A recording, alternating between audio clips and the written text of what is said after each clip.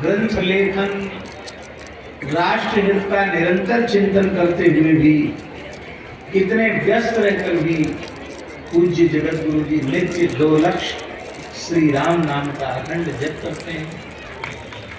और वह केवल संख्या पूर्ति मात्र नहीं, एक एक श्री राम नाम का अद्भुत रसास्वादन करते हुए।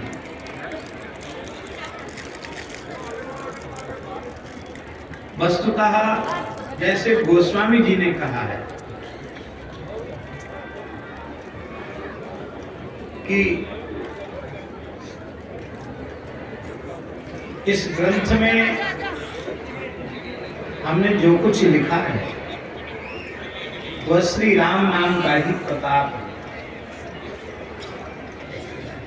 हे रघुपति नाम उदारा,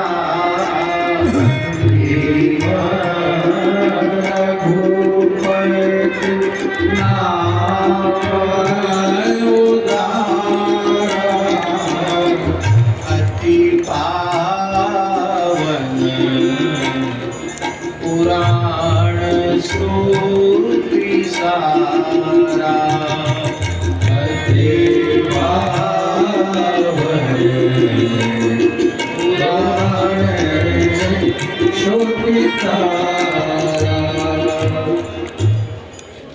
हमको लगता है श्री रामचरितमानस जी में जैसे श्री राम नाम का ही महात्म्य आदि से अंत तक प्रत्यक्ष प्रकट है, ऐसे ही परम पूज्य प्रातः स्मरणीय जगत गुरु जी के जीवन में भी आरंभ से लेकर अब तक और अनंत काल तक जो कुछ है वह श्री राम नाम का दिव्य प्रकाश है। श्री राम नाम का दिव्य प्रकाश।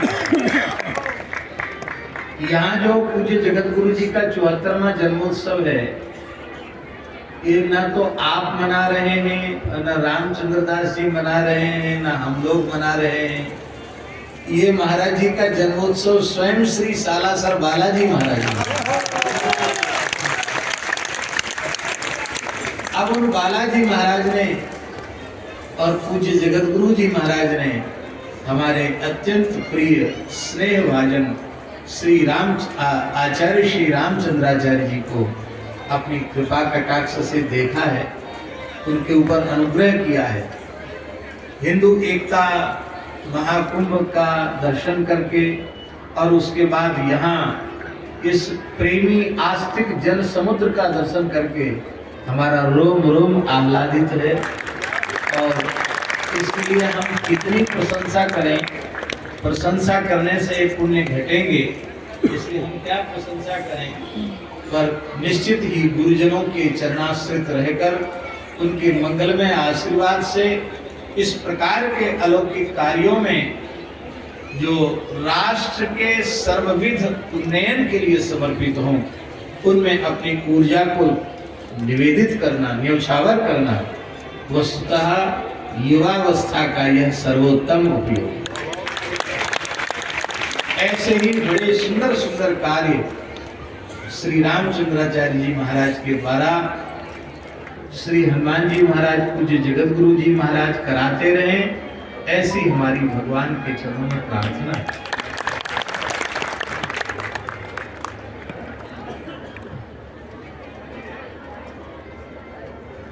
जो कुछ कहा अब तक वह सत्य हुआ, तो आज जो कुछ रामनाम महाराज आपकी वाणी से प्रकट करा रहे हैं वह भी सत्य होगा, सत्य होगा, सत्य होगा, इसमें संदेह नहीं। असंभव कार्य संभव हुए। कश्मीर समस्या असंभव जैसी थी, संभव हुई, उसका समाधान संभव हुआ। अब हम उस दिन की प्रतीक्षा में हैं जब जगत गुरु जी के मंगलमय आशीर्वाद से एक दिव्य भव्य गुरुकुल कश्मीर की भूमि में भी स्थापित हो। हमने गुरुजनों से सुना है कि यज्ञोपवीत के समय आचार्य बटुक को आज्ञा देता था काशी गच्छ, और काशी में भी उपनयन के समय आचार्य आदेश देते थे काश्मीरम गच्छ, वह गौरव फिर से लौट करके आवे। और वह निश्चित आएगा। कब आएगा? जब भारतवर्ष की धरती गोवध के कलंक से सर्वथा विमुक्त हो जाए। और पूज्य जगतगुरु जी ने आशीर्वाद दिया है, आश्वासन दिया है, गो रक्षा का कार्य भी अवश्य रूप से होगा ही, इसमें संदेह नहीं है।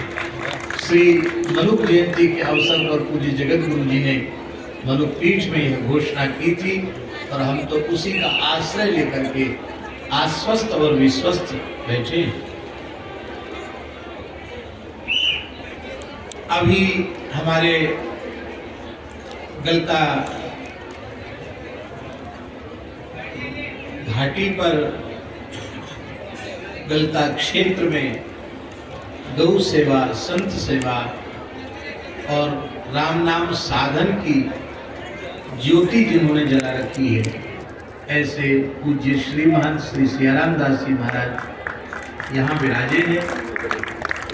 महाराज जी, हम तो ये विचार करते हैं कि किसी काल में गलता पीठ हमारे चतुर्थ संप्रदाय का अत्यंत आस्था का केंद्र रहा है।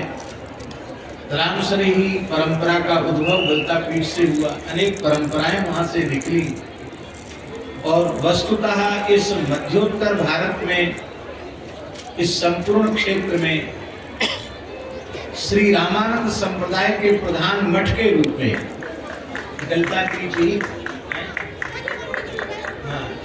17 द्वारे वहां से निकले और गलता पीठ ही उस अपने काल में श्री रामानंद संप्रदाय का एक बहुत महत्वपूर्ण पीठ था।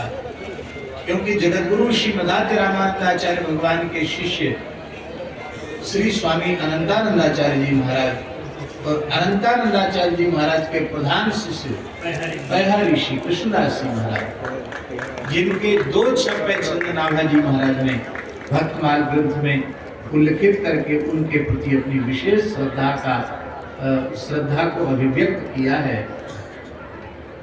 तो गलता पीठ संत सेवा का विरक्त परंपरा का प्रधान केंद्र रहा है। आज भगवान के संकल्प से श्री सियाराम दास जी विराजमान होकर वहां संत सेवा न करते तो वहां कोई साधु को आसन रखने की जगह और साधु को घर पे प्रसाद मिले आदर पूर्वक, ऐसा कोई स्थल उस क्षेत्र में नहीं था। लेकिन निश्चित संत आचार्य कहीं जाते नहीं है। पैहारी जी तो अब भी विराजमान है और पूज्य जगतगुरु जी ने घोषणा की है, तो सालासर बालाजी महाराज की सन्निधि में घोषणा की है। तो 1 वर्ष के अंतराल में ही और श्री गलता पीठ पुनः श्री रामानंद संप्रदाय की वह अत्यंत प्रतिष्ठित पीठ के रूप में पुनः सुप्रतिष्ठित होगा। अखाड़ों का उद्भव जहां से हुआ है, श्री स्वामी बालानंदाचार्य जी महाराज, बालानंद मठ जयपुर, वहां के मठ के आचार्य श्री लक्ष्मणाचार्य जी, श्रीमान श्री लक्ष्मणाचार्य जी महाराज साकेतवासी हुए हैं और वहां भी पवित्र लश्करी परंपरा के एक महंत को संपूर्ण समाज ने मिलकर प्रतिष्ठित किया है। तो बालानंद मठ का गौरव भी अपने प्राचीनतम दिव्य स्वरूप को पुनः प्राप्त करेगा।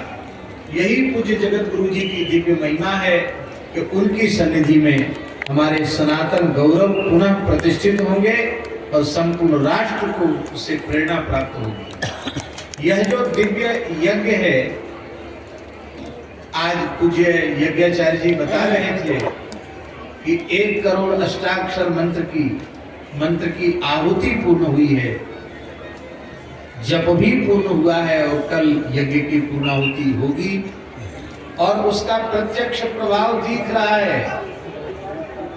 अधिकृत कश्मीर के जो लोग हैं महाराज जी, वो चिल्ला चिल्ला कर कह रहे हैं कि हम भारतीय हैं, हम भारत के ही अभिन्न अंग हैं। तो अब वह यह यज्ञ भी अपने आप में अत्यंत सफलता को प्राप्त कर रहा है, करेगा और राष्ट्र का सर्वविध उन्नयन और विकास होगा। हम जितना अधिक बोलेंगे उतना अधिक लाभ से वंचित होंगे, और अधिक हम बोल गए हो तो उसके लिए बार बार क्षमा प्रार्थी होते हुए पूज्य श्री जगत गुरु जी के चरणों में अनंत दंडवत प्रणाम निवेदित करते हुए और बार बार श्री सालासर बालाजी से प्रार्थना करते हैं कि हम लोगों को 74वें जन्म वर्ष में उन्होंने उपस्थित होने का सौभाग्य दिया है। हम पूज्य जगत गुरु जी की शताब्दी महोत्सव में भी उपस्थित होंगे और उस समय ही उनकी वाणी से हम सबको आशीर्वाद मिले, ऐसी प्रार्थना श्री हनुमान जी के चरणों में हम करते हैं।